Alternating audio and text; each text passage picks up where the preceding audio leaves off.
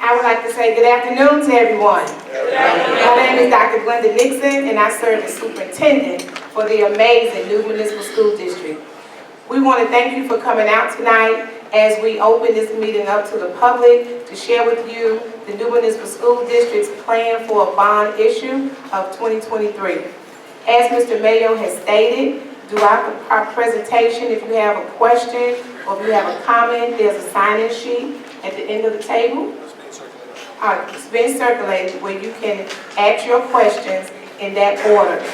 Also, following the presentation, Ms. Cola Shelby, our Federal Programs Director, will meet with our parents and share some vital information of upcoming events and programs that we have for our students here in Newton Municipal School District.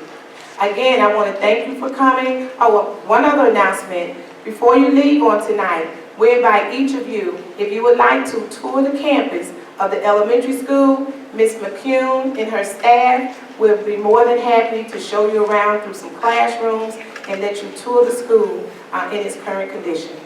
At this time, we're happy to have with us our architect, Mr. Gary Bailey, as well as our tax attorney, bond attorney, Mr. Jim Law from Jim Law Firm.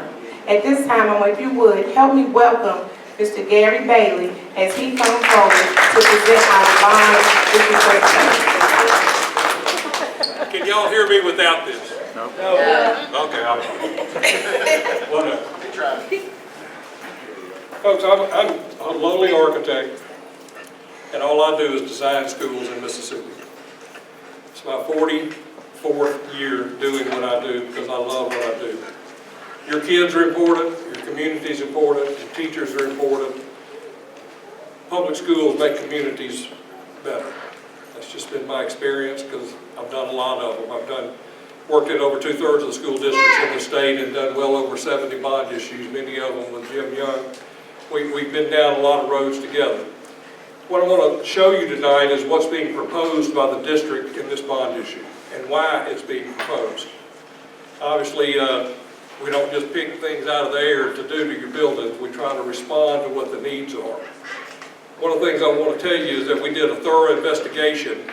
When the district was looking at architects, they had a preconceived notion that we need to tear down the gymnasium and tear down the elementary school. And I asked Dr. Dixon, I said, do you mind if I go look at it first before we start making those decisions? Because what I found is two things. Number one, you can't afford to build all those new schools. They would cost well over $25 million to do that.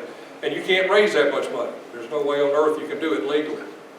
So what I did is look at these buildings and say, what is good and what is not? And see how we can make your existing buildings wonderful. I didn't say luxurious, I didn't say gold-plated. I said how to make this environment for kids wonderful. This is an elementary school for little babies. And that's where the foundation of education starts, is right here on this campus, in this community. The gymnasium is an athletic facility, but it's also a community facility that houses many events. So what I found is this campus, both of the buildings are very solidly sound. The structures are intact, the foundations are intact, the buildings are as sound as any building I've seen in my career. Beyond that, almost everything needs work.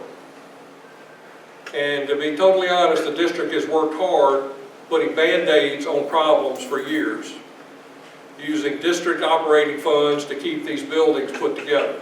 And doing a wonderful job. Your schools are clean, they're maintained as good as they can be.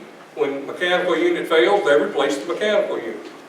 But you can only do band-aids so long before you have to do capital improvements. When your car wears out, you typically go get a new car unless you're good at fixing cars. You can only fix them so long before you have to do major work to them. It's the same thing on your house. Your roof doesn't last forever, your toilets don't last forever, and your heating and cooling systems don't last forever.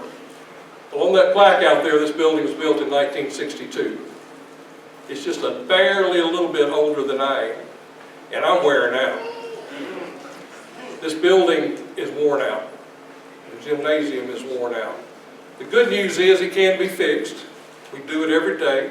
We do it while school is going on. We keep education first and keep kids taken care of. But your buildings need help. And the only way districts can fund capital improvements is with a bond issue. You can do small work with small funds, but you can't do anything this serious of $11 million plus without doing a bond issue. And Jim may address this later, but this is a political election on March the 28th, and it requires 60% of the people who vote to pass this election. It's not like voting for governor or representative where you only have to have 50%, you've got to have 60% of the people who actually vote within the school district on that day. It'll be held at the gymnasium, 7 to 7. All right, I want to show you what we're proposing and why we're doing what we're doing. These are some pictures of your existing building that you're sitting in. And when I talked about the building being sound, most of the building is made of a concrete frame that you see here. Concrete structure is very, very rare in the state. Probably less than 10% of the schools in Mississippi have concrete structure. Here you have steel structure because of the long span, but the classroom buildings are mostly concrete frame. And that's a good thing. It'll last forever if you keep water out of it and keep it taken care of. Other than that, the windows are worn out, the roof is worn out, the heating and cooling systems are worn out, the lights are worn out. Look at the lighting level. It's about 18 to 20 foot candles in this room. In a classroom, you've got to have 40-foot candles. So I don't care how many times you replace the bulb, you're not going to get 40-foot candles. You've got to have more light. That's an easy thing to fix. So mechanical systems, finishes. The district is putting new floor tile in many areas, and that's a good thing. They're in great shape. We don't need to replace good tile. We need to clean it, polish it, and wax it. And it'll last for a long time. But these are new tiles. This is an original tile.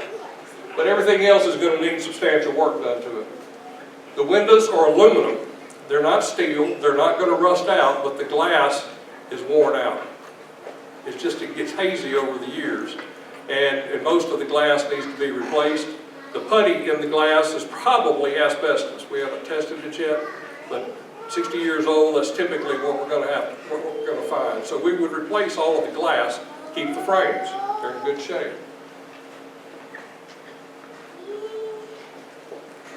The building is solid, the building can be fixed. It's the most economical thing to do. If we were to replace this building today, it would be almost $20 million to replace it for the square footage that's here. A couple of other problems on this campus that you're well aware of is that all of the access to these classrooms are via the exterior of the building. They have an overhang, but when it rains, kids are still going to get wet. The wind blows, the rain's going to get kids wet. So to go from point A to point B, number one, you're in an outside environment when it's hot or when it's cold, and when it's raining, you're going to get wet. That can be fixed, and we're going to talk about enclosing all of those overhangs and access to the buildings to make them corridors, heated and cooled corridors. So that's a critical thing that needs to happen. It's not just about protecting from the rain. It's also dealing with security. We all know that we live in a world that is different than when I went to elementary school. And everybody walked to school and everybody was hunky-dory. It's not like that anymore, and there's danger everywhere we go, whether we want it to be or not. Public schools and any public institution are facing risk, and your kids need to be protected. There's many things that we can do physically, building-wise, to improve that. Can you fix all the problems and take away all the risk? Of course not. You can't fix crazy. But you can fix many of the things to help protect our children, and I'll talk about those as we go through. This is gymnasium. As you know, it sits up on a hill. You've got an upper parking lot and lower parking lot. If you've been there recently, you know you enter through the rear of the gymnasium, through the back door. There's not really an entry to this gymnasium. So we're going to propose to fix that. Again, the building is sound, it's structural, the brick walls are good, the roof structure is good, the foundation is good. Everything else is failing, from floors to bleachers to lights to heating and cooling. The windows are about to fall out of the wall. You only have so many Band-Aids before you have to rip the Band-Aid off and fix the root problem. It looks nice and shiny right here, but this is the last time you're going to sand this floor. The nails are exposed, there's hollow spots all the way through it, and it's time to replace the floor. We are adding some more seats. We can only add probably about 150 more seats in here because there's not enough room to add any more than that. These toilets are not what we would call acceptable. They can be fixed. Handicap accessibility is a huge challenge. You've got to be able to get into this building for any handicapped person in a safe environment. That's the law. It's easy to fix, just got to do it. All right, this is a proposal for the new Newton Elementary School. These same renderings on the wall, if you want to look at them closer later. This is what we're proposing for the front entry to the school. When you come from the street out here, currently people come down those canopies and enter the office area, which is right here. Office is in the middle of the campus. It's probably the worst location for controlling security in a school building. What we're doing is adding a whole new administrative entry in between these two front wings and creating a secure entry point where when school starts every morning, every person who enters this campus must go through a secure entry here and be allowed into the building. And again, we're enclosing all of the covered walkways with enclosure. So all of the access to the building would be via the interior of the building. All the perimeter doors will have controlled access to them. Staff can have secure access to them to get in, but no one else can get through those exterior doors. So you've created a secure perimeter of the building. You're looking at the front canopy that would be out at the street to create a covered drop-off area for visitors, and then connecting canopies that lead into the new entry. The aerial view here shows the front canopy out here, the connecting canopy, entry into the lobby, which I'll show you pictures of, and you can see how the pods are laid out throughout the campus, most of which are identical. These classrooms up here are open. I encourage you to go in and look at them. They're nice spaces, size-wise.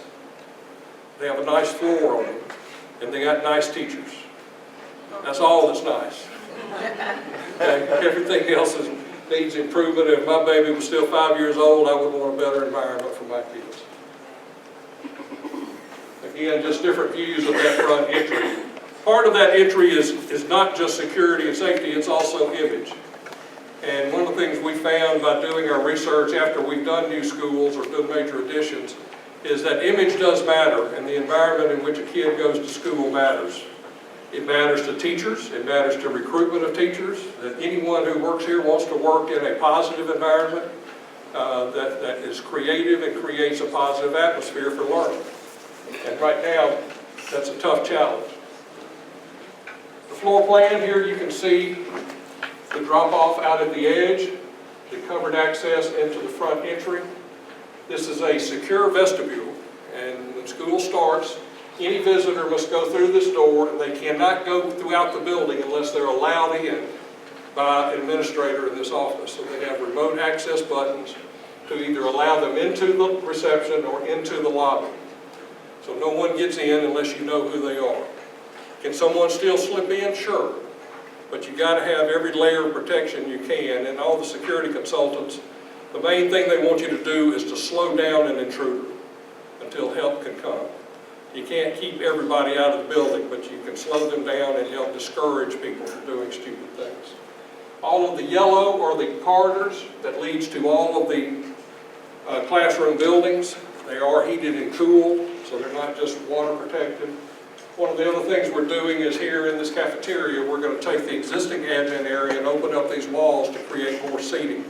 So we're making use of existing space because all of the administrative functions will be in the new building. There's a blow-up of the entry. It has all the normal office areas, the conference, principal's offices, guidance counselors, and your SRO, your security officer, is right here at the front door. So this person is there to also help control that entry. Typically your SROs are moving throughout the school, but when you're opening and closing school, you're going to want that person right there at your front entry. There's a rendering of the interior of the lobby. It's a little bit different than what you see when you walk up today. Let's talk about the gym.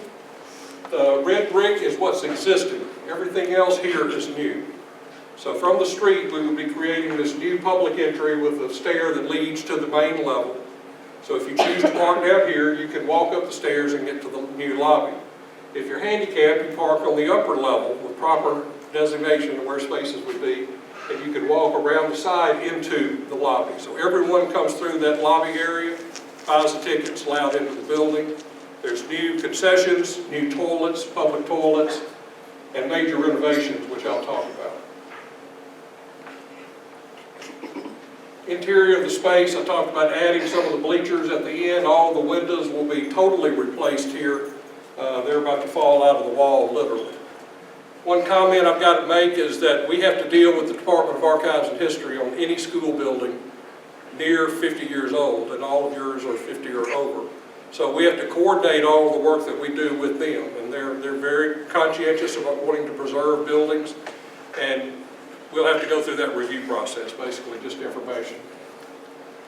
Here's the lobby, the entry here from the east to the lobby area, concessions, storage, public toilets, and leads you into the building. At the other side of the gymnasium, there used to be a stair. Many of you probably remember. There's 7 doors there that lead to nowhere. We're adding those stairs back so that students from the high school can get to the gym within their secure perimeter. There's quality fencing out on the perimeter of the site, but you've got to have controlled access, and this will get you access to the gym for those kids during the day. That's an overview of what we're proposing. I can tell you again, it's not luxurious, but it's quality. We want your buildings to last so that you don't have to put Band-Aids on them every 5 years and create things that you're investing in for the future.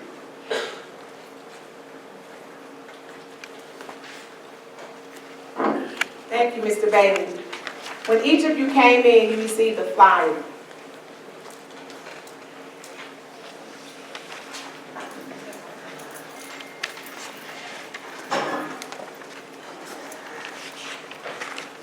The flyer outlines Newton Municipal School District 2023 bond issue. It shows our need that Mr. Bailey just shared. It also talks about the additions and renovations. It outlines the election day, which will be March the 28th, 2023, and the voting location will be in the high school gym. The next one. On the back, we have some frequently asked questions. Why do we need a bond issue? School districts need bond issues to fund large capital projects. Operating budgets need to be used for normal educational needs. What are the major needs? Both the elementary and gym are outdated and need major additions and renovations. What will we do if the bond issue fails? We will continue to use operating funds, which takes away money from education, to repair our worst problems and postpone other important needs. How are we funding needs beyond the bond issue? The district is using federal COVID relief funds to renovate existing schools. Will my taxes go up if I'm over 65? Homeowners over 65 or totally disabled are exempt from taxes on taxable value of their home up to $75,000. Where is the election taking place and when? Voting location is at the high school gym. Absentee ballots are available at the city clerk's office. Where will projects be completed? Small projects will be completed immediately and be completed December of 2023. Larger projects should be completed by December of 2024.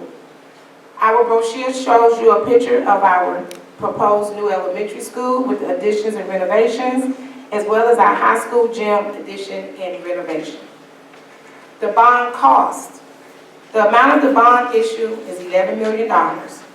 The cost to taxpayers, on average, a $100,000 home will be an increase of $150 a year or $12.50 a month.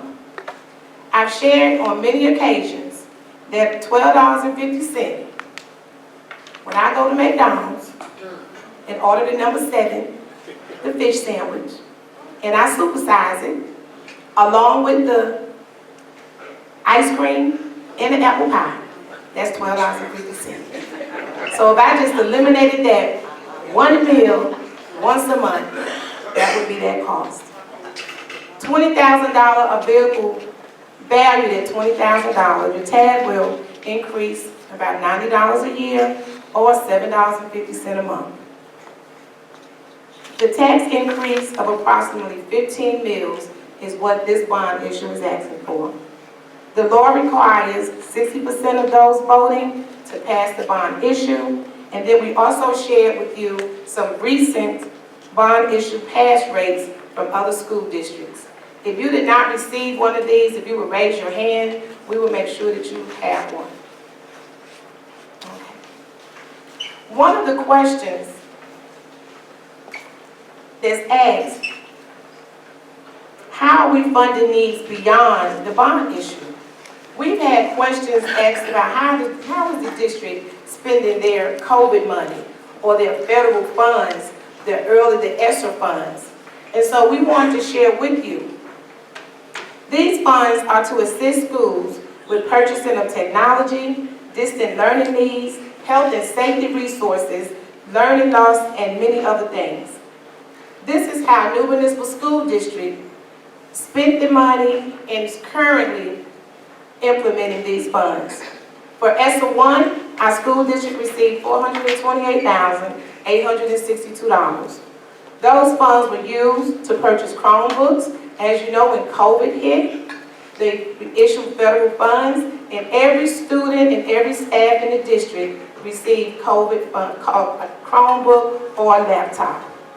We also had to set aside money for emotional support because our children, as well as adults, were going home finding family members quarantined. They didn't understand why they couldn't see them, why they couldn't touch them. So we had to provide emotional support. PPE equipment. We purchased masks. We purchased hand sanitizer. We installed touchless water fountains. We installed temperature checks. Everything that we can do to help prevent the spread of the disease, we implemented that through our PPE equipment. We installed GPS systems on our buses, cameras on our buses. We sanitized the buses. Every time someone was quarantined, our staff went in and cleaned those classrooms with devices that we purchased. We also installed sanitizing machines in the classrooms to help circulate the air. We had to bridge the gap between learning loss. 20% of those funds had to go to learning loss. We had to invest in summer school, after school. Even when we shut down with COVID, our district continued to provide meals to our students. Our transportation and our cooks continued to work, and we delivered meals and school supplies and school materials to our students even while we were not in school. Health and safety resources. ESSER 2, our district received $2,183,000 to $2.1 million. What did we do with that? We implemented early learning supports. We implemented direct instruction for social and emotional support for our staff as well as our students at all 3 of our schools. We provided direct support to our CTE programs. We implemented after-school and summer school programs. We hired additional nurses to help alleviate and prevent the spread of COVID. We had to hire additional counselors because our children, as well as our staff and parents, could not understand what we were going through. It was a global disease that we had to undertake. We hired additional teachers and assistant teachers because CDC has told the schools that you had to separate. They had to be at least 6 feet apart. And so we hired additional teachers so that we can reduce the class sizes of our classrooms. Along with that, we changed our library media centers.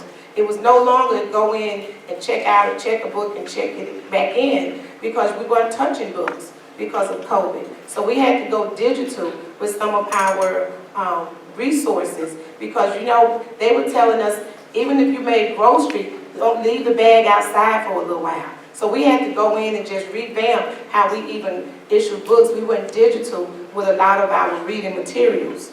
And then we replaced HVAC. We started looking at our HVAC systems. At our middle school, we replaced HVAC. We air conditioned our gym. We replaced the windows at the middle school and also windows in the gym, windows in the cafeteria. We replaced windows at the high school. We're still replacing HVAC throughout our district with these funds. In addition to that, we purchased buses, because the buses, we had to separate children on our buses as well for contact tracing. So we used the money for buses upgrades, window upgrades, and security personnel. ESSER 3, we received a little over 4.9 million of ESSER 3 funds.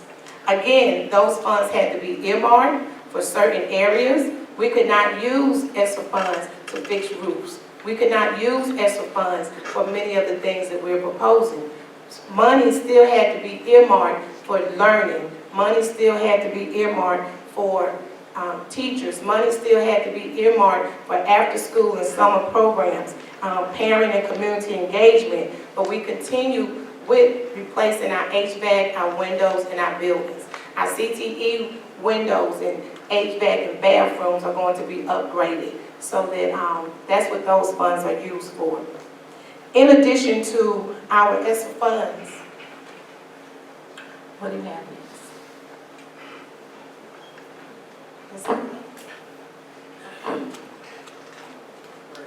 In addition to our ESSER funds, our districts have aggressively gone after grant opportunities, because once we started looking and getting bids and looking at how we could implement and do all the things that we had outlined to do, inflation came.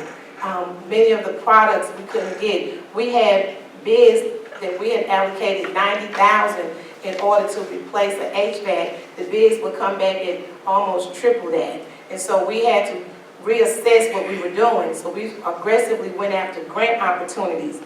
We have one pre-K program. We received a grant. Now we have 2 pre-K programs to serve more of our 4-year-olds. We received a nursing grant. Now we have 2 nurses in our district instead of 1. Our MCOPS grant, $10,000 is going to assist us in going towards security. Our summer learning camps grant, we are receiving that. School violence and prevention, Mr. Bailey talked about the vestibule. With this grant, we're going to be able to secure our high school as well as our middle school the same way we'll be able to secure our elementary school. CTE non-traditional grant, that was a grant that we went after to help with our students that want to go into those non-traditional classrooms. Our young men want to go into teaching. Our young ladies want to be a part of our culinary arts program. CTE or career academies, that's a grant where we are hoping and prayerful that our current 10th graders, when they graduate from high school, will also graduate with their associate's degree, or they will graduate with their certificates to go straight to the workforce. This year we'll have high school students that will graduate with close to 24 college credits, and also we have students that will also graduate with their certificates to go straight into the workforce this year. But our goal is for them to graduate with their associate's degrees. So our district is aggressively looking for other grant opportunities to assist with all the things that we would like to do here in our district. But with all these grant opportunities and all the way we plan and reassess, it still would not give us what we need for our students to have a safe, secure environment, updated facilities at our elementary school, as well as our gym. And so that concludes our presentation. At this point, we have Mr. Young here. He's going to come and share. But at this point, do anyone have a question? The one that's on the list first.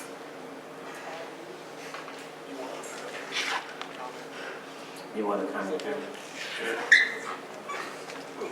I would like to say, as he's coming, if you go to our webpage, www.nmsd.us, this presentation is on our webpage, our flyers on our webpage. We also have a question and answer document. As we receive questions, we post those answers on our webpage. That's www.nmsd.us. And that's where you can find answers to questions in addition to the ones that's on the brochure. It also outlines an area where you can submit questions. So if you have a question that you don't want to ask tonight or one that comes up later on, feel free to go to our website ask that question, and those questions will be answered in as timely manner as possible. Hi, I'm Jim Young. Pleasure to be here with you. It's been a long time since I sat on one of those little cafeteria seats, so forgive me while I kind of stretch back out. I have a law firm that we work almost exclusively with school districts around the state. I follow Gary daily around a lot of places, and we've worked with a lot of school districts and school bond elections together. My father retired as the superintendent of the Greenville Public School District a long time ago. My mother taught in the school, so it's in my blood. I'm just going to give you a very short overview of the process. And one thing I always complain about, Gary shows up with all the pretty renderings, all the pretty pictures. I don't have that. But just to give you a quick overview of the process, school districts are created by state law, and as such, they can borrow money only in the ways that state statute allows. And for each type of borrowing, each type of debt that a school district can issue, there is a statutory process that outlines things such as what does the district have to do in order to get approval to borrow the money, over what period of time can it repay the funds, how does it repay the borrowed amounts, what is the limit on what they can borrow, and how may the school district spend the proceeds.